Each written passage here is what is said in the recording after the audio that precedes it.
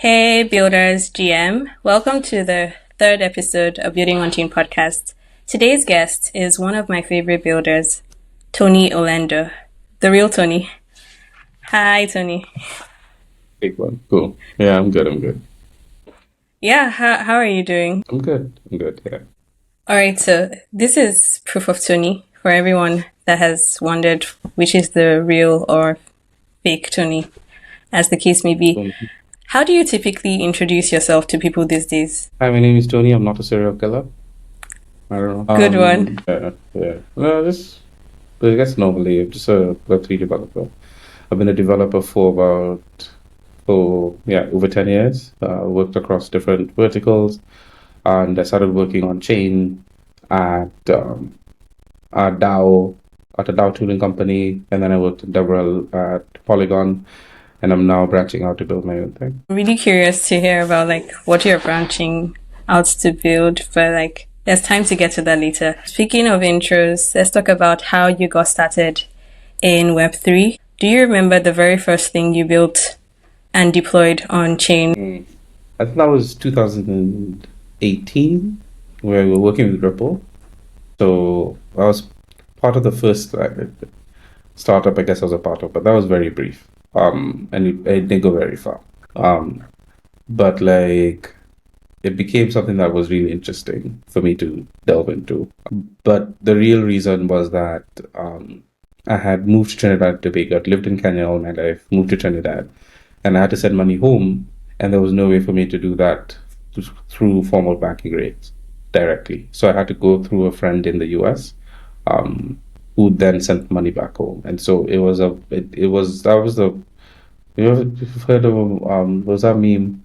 What radicalized you? That's what radicalized me. I was like, okay, no, we need different financial rails, and a few years later here. Yeah. No, I can definitely relate to the problem with sending money back home or receiving money from abroad in Africa. Thank you so much for sharing. So you've been in the Web3 space for quite some time, since 2018, as a builder. Well, no, but I was there and then I left. So I went back to do a Web2 job, crypto. Okay. And I got back into things in 2020, 2021. Yeah. Okay.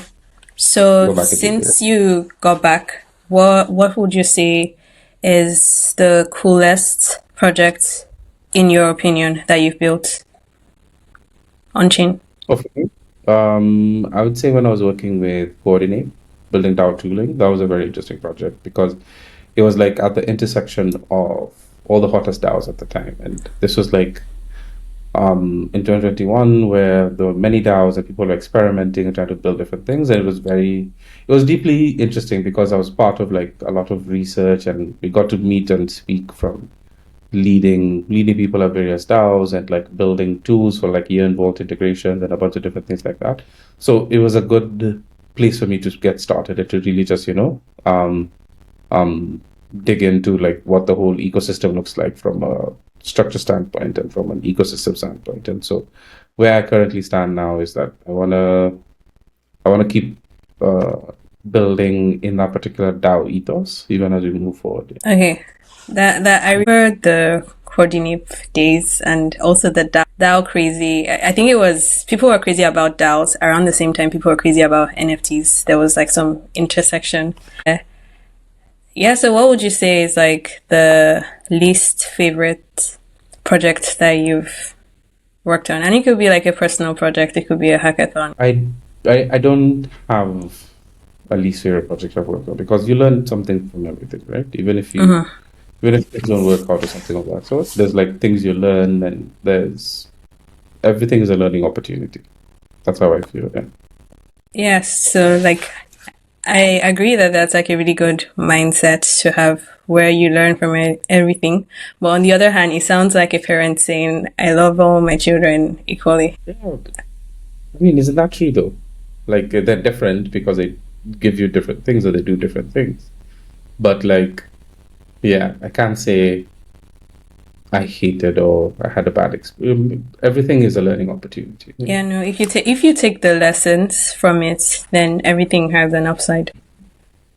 Have you gotten rugged before in Web3? Rugged before?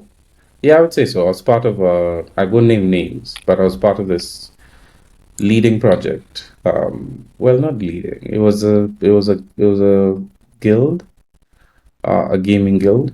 And we started off hot and sweaty. Things looked really great. I thought we were going to go do amazing things in the future. Then the main guy just kind of like pulled out one day. And it was very messy for some time, and investors were asking for their money back. It was a whole mess. I was afraid because like I was part of the dev team, and I got bamboozled as well. But yeah, things kind of settled down in the end. And I think he eventually tried to make them whole. But like the market had changed, FTX had hit, so nobody's really going to go back to what they were before. But that was a first point at which I kind of interfaced with just the realities of these industries where people gave us their stables and then we issued them with our protocol tokens. And then we just kept the stables. And then we could do anything we wanted with the stables. And there was it's just built on trust, and it was just wild to me. Yeah. Yeah, a lot of protocols or like companies did that, and everything seemed fine for a while till there was a hint of the trust being broken, and then everybody goes for a bank run, and then you realize like there's a problem because you can't give back the money that people put in to everybody at the same time, and then it all comes crashing down. So yeah, thank you for sharing. I'm sad you had that experience, but yeah. living and living. Yeah, exactly. Especially in Web3, a lot of people learn the hard way, what to do and what not to do. So now we're moving on to questions about what you do. Before we go into what you are currently working on, I recently saw you on the Protocol Explorer live stream. That was really nice. Is that something that we're going to see more of? And can you share more about like what it is that you do with Protocol Explorer and what we can expect in the coming weeks and months? Right. So whenever I talk about Protocol Explorer, I'm credited as a co-founder because people are being polite. But I was just in the same group chat when it was being discussed for the first time. And I helped here and there. I lost most of my Christmas because we were preparing for the first bootcamp at the beginning of this year. And I was actually on leave, which like really, really sucked because I really needed that leave. I was severely burnt out. But I spent that time writing code and, well, not writing code, mostly writing guides for the first level up bootcamp, which was really successful. So we got a bunch of people from different walks of life coming in, getting started with Web3. So yeah, but Protocol Explorer is really our response as persons who've been in developer relations, seeing what the gap is in terms of targeting the users that we're supposed to be, mostly the developer community, right? So part of the problem is that every protocol wants to reach the same category of developers. Like the ROI from hackathons is even lower because you're doing the same thing over and over and over again with the same people. So given that at Protocol Explorer, we wanted to give people a unbiased view and like pathway for you to get into Web3. And so a lot of that is reflected in the website that we built, that you can come and learn about different protocols. And we have something else that we'll be launching soon. That's the React to Web3 course that Hat and I have been working on. And the point there is just to say that every React developer is a Web3 developer. But the reason why, if I was to summarize the TLDR, Protocol Explorer, there are 22,000 devs in Web3. And there's millions more probably millions more in Web2. And protocols need to work towards getting them in rather than competing for the very limited resources that we have inside of this space. So that's why you will see me doing this. You will see me reaching out, talking to developers, talking to community, and understanding like what that looks like, because I feel like regardless of function inside of the Web3 space, that being a good Web3 citizen, that you have to be evangelizing the journey. Yeah. No, I definitely agree. From the point of view of someone who builds, it's almost like every protocol is fighting for your attention and trying to convince you to build on their tool or build on all the protocols at the same time. When there are like lots of devs, like you said, outside of Web3 that could be onboarded with just a little bit more support and planning and consideration, and then targeted outreach, things like that. Like, speaking of outreach, what are some of the like gaps you've noticed in terms of onboarding developers around the world, but in Africa in particular, to the Web3 space? The problem I have with Web3 onboarding in Africa has nothing to do with Africa. It comes down to how protocols view Africa, because it's just sorely misunderstood. You'll hear people say, yeah, we're targeting SEA, we're targeting this, we're targeting that, we're targeting all these kind of major places. But the reality is that they just neglect Africa because they don't understand it, right? So if you're looking at, like, I'm willing to bet there are OTC desks in Africa that are doing more volume than Uniswap. To me, that seems like a foregone. Like the OTC market in Africa alone is bigger than Uniswap. But we're not highlighting that whole story, because the way we're using crypto is in a way that if it fits and it functions for us, but then it doesn't function for many people. And so a lot of the things that you even kind of see is that if you look at even from a funding perspective, VCs are finding the most stupid ideas ever, because they're simple, right? So we don't need a cross-border remittances app. We don't need that. Blockchain already solves that. So you're looking at like user acquisition and all those things, fine. But like there's like different things. I think I heard VCs funding something where there's an agent system for like Forex. So like an individual standing in a market holding currency, and that's a person who you're going to go and exchange your stable coins with. And this is something that's being funded by VCs. It's arsenal, right? It's not how we should be functioning. We should be building decentralized protocols. We should be building like technology, but we want to do like agent systems. And like this isn't a knock on whoever's building that particular project or protocol.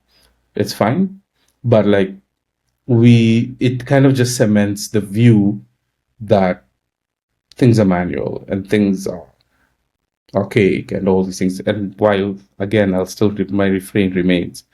I do think OTC desks in Africa are bigger than Uniswap. So if you're looking at like phrasing and like the way we should be onboarding developers, I think developers need to value themselves and value their ecosystems in a different way. You're no longer you're not by the way, you're not like a exotic project inside of a VC's portfolio. You're building for where the actual users are. And that should carry a measure of confidence and respect. Sorry. Thank you so much for sharing. And I definitely agree with like the note you ended it on about how developers should carry themselves. Also agree with the arguments you made about like the OTC volume. I know like in Nigeria, P2P volume is crazy. Lots of people use crypto every day, and it's not as like simple or obvious the ways that we're using it to people that are outside of the system. So speaking of like Africa, I saw you tweet sometime about starting an African L2, but you tweeted a lot of jokes sometimes. I had no idea whether it was a joke or like something serious, because I know you're so passionate about Africa, but on the one hand, like I know you have a really good sense of humor. So what was that about? I'm really glad that you recorded saying that, so I could go and play it like for my partner when she's complaining.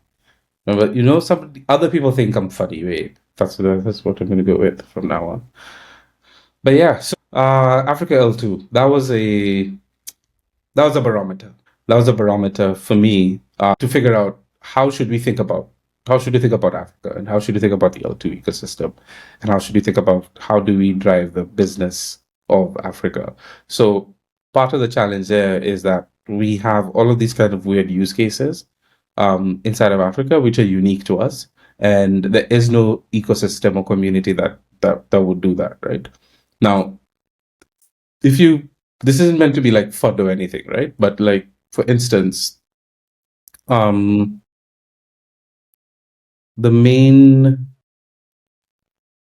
partners at Alliance DAO tweeted yesterday that he did not know that you could buy, like, that it's easier to get USDT than to get a USD bank account, right? So let's think about this in the context of what we're saying. Alliance DAO, massive accelerator. They've done amazing work, all these things. The persons who are leading lights and at the helm of this have such a poor understanding of like the entire ecosystem generally inside of the global south, but they're the ones holding the funds, right? And so if you think about that as just the wider ecosystem and like environment for African startups, you understand, there's a lot of things that we still have missed. But my assertions in that thread were L2s are about community, they're not about technology. Vitalik then put out a tweet, a whole blog after that talking about that, right? So yeah, I'm still want to claim that I said it first, even though I think somebody else did before. But like I said it before Vitalik did, right? But it's about community, and if you don't know, if you can't build community, then you're gonna really struggle. The way the world works now, it's code gives you a community. Content gives you a community, and so if you could produce content, you could build a community.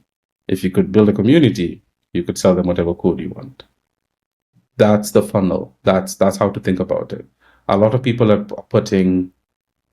reversing that order, and much to their own detriment. So do we need an African L2? My barometer says yes, 100%. What will it do? Build a community. It's not about the technology. It's about making it easier for founders inside of that ecosystem to have people who understand. Like, for instance, creating a USDT account is easier than getting a USD account. It's those things. It's culture. It's communication. It's context that I think is most sorely lacking for the African ecosystem. No, that's an interesting POV, and thank you for just clarifying your general thoughts about that. I definitely agree with what you're saying about the shared context that we have as people who have lived in Africa, know the struggle, know just how things work here or don't work. Looking forward to see how that goes, and if someone decides to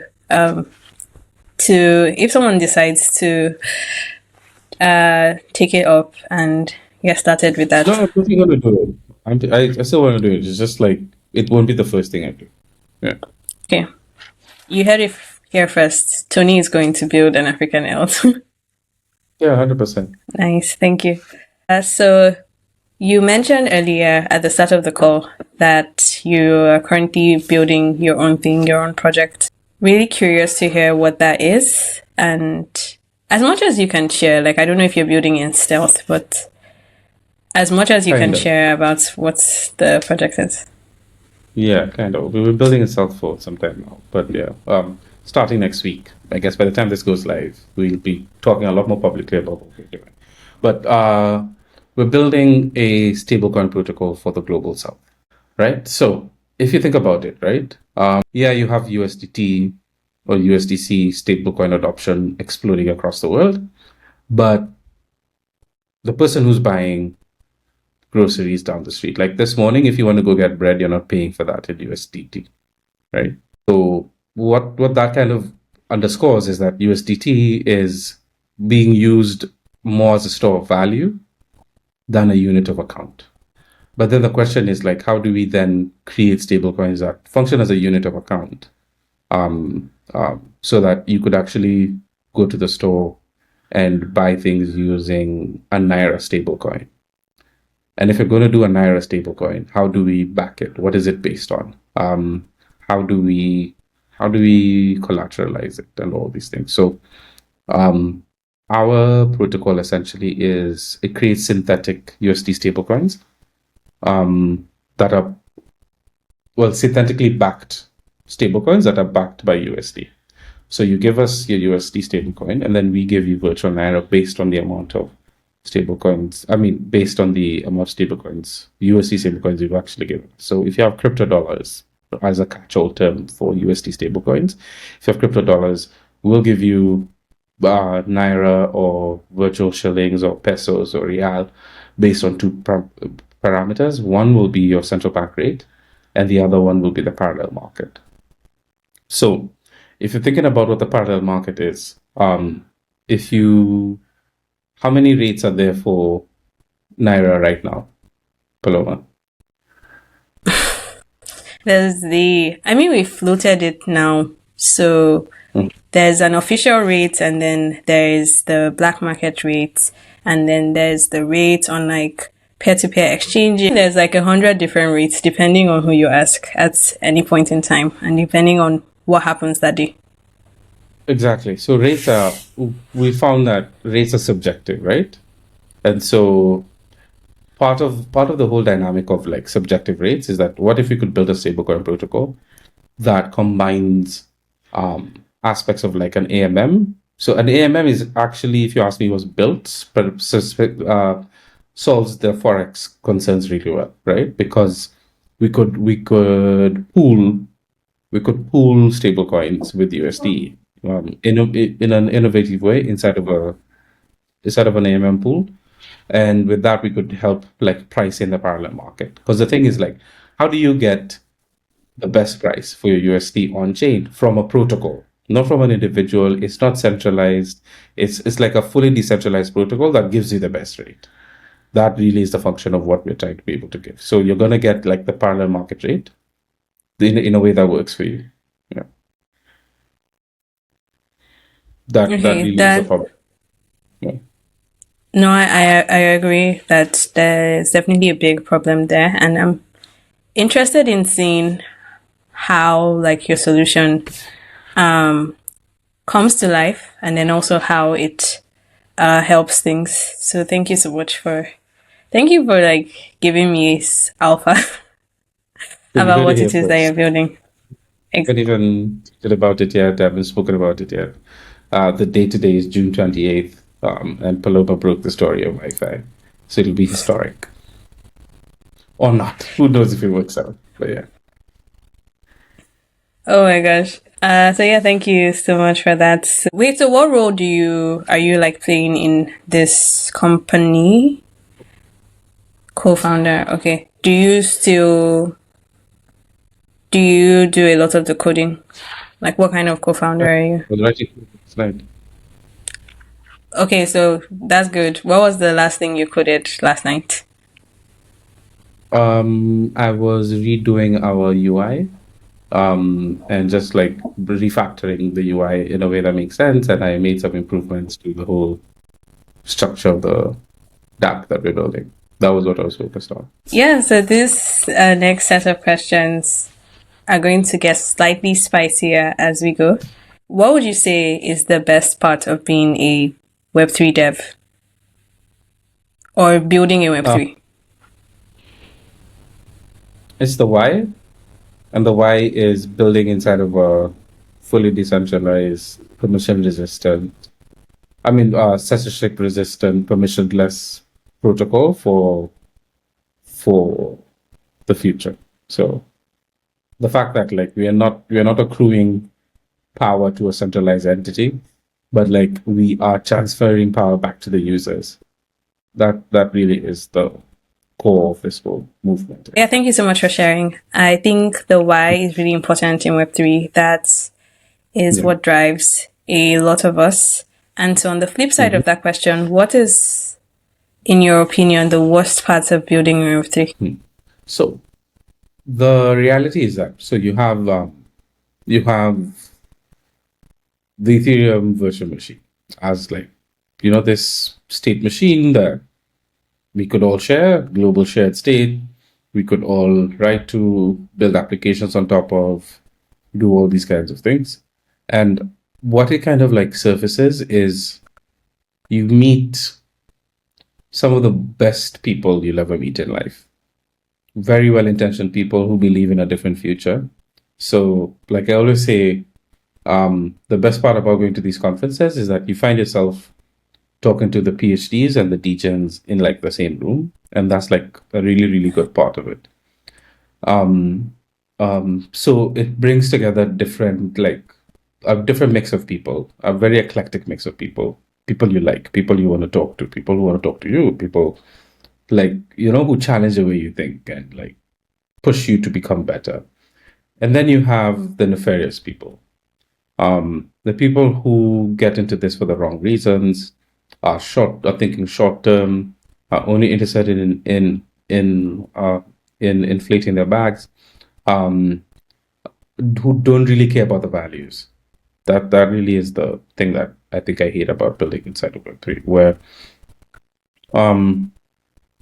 teams and like individuals or fund leaders or founders or just people who just got into this for the wrong reasons. They don't really care about decentralization. They don't care about censorship resistance, permissionlessness. They don't care about the future and the promise that these technologies have for humanity. And they're here for a cash grab. Those are the people that piss me off. No, yeah. I definitely agree. I also don't like the bad actors, because not just are they like taking advantage of people genuinely building, they also give crypto a kind of bad rep or bad name. So it sucks on either side. What is your Web3 hot take that you could get cancelled for? The hot take that I could get cancelled for? Mm-hmm. That Solana solves actual user needs in a way that Ethereum may not ever. That's an interesting one. Yeah. One, the roll-up static roadmap is really trash because it just creates this kind of fragmentation. L2s have created like massive fragmentation. Nobody's solving for that, really. And the few teams that are doing it in a very interesting way, to say the least.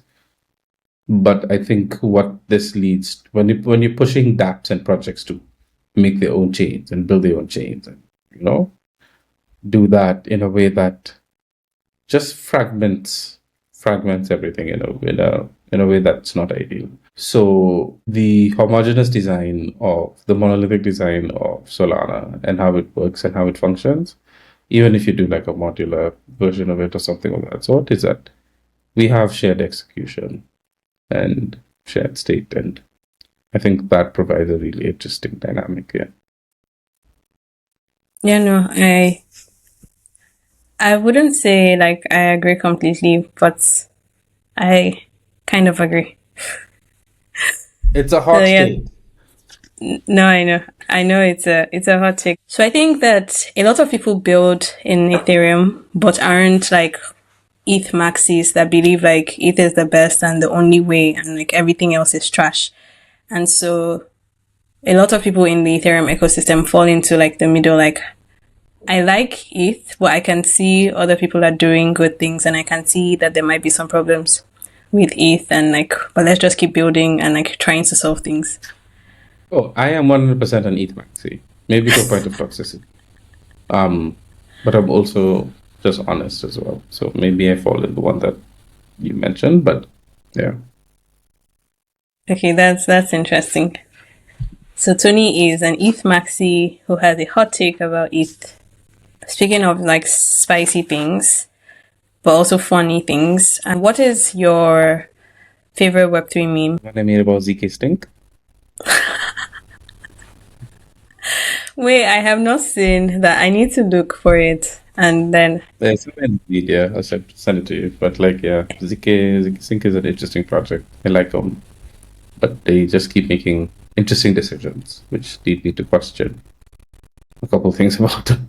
And all the memes that are created about them are pretty funny to me. I like the project. I like the team. I like what they're doing. Yeah, but they just keep hitting themselves in the face. punch themselves in the face sometimes. Yeah. What is your favorite Web3 pickup line? Either one you've seen or one you've said or both? I've been married 7 years. I really don't have a Web3 pickup line. I don't need to even remember Web3 pickup line. I see them and I quickly forget them because they are not relevant to me. My mind just filters out that information because it's just not relevant. So I don't have one. I'm sorry. I love that. Spoken like a married man, a happily married man that wants to stay that way. Okay, so we're getting to the end. If you had no restrictions, what would you build and who would you build it with? Look, a couple of projects are kind of interesting to me that I've been tracking. So there's Nil Foundation, who they're building a ZK sharding. Well, a ZK EVM, but like ZK sharding. And like their implementation is really interesting. So I really want to see where that goes, and they're launching the DevNet soon. The other one is Movement as well. So I've seen Movement working towards like a launch, and they're getting a lot of the things they need to get right. So from the engineering standpoint to the community and how they're building that out, how they're establishing things, like they're doing a lot of things correctly. And so that's a very interesting project. And then lastly would be seeing where the monad and / mega ETH thesis kind of goes towards, because at launch, if they're going to do the TPS that they're talking about, and they actually manage to like deliver on their promise, I think they're going to change the landscape significantly. So a lot of those implementations, I think I find very interesting. Yeah. Yeah, no. So the last set of questions: best and worst advice that you've received in life or in Web3 or anything. Just best or worst advice you've received.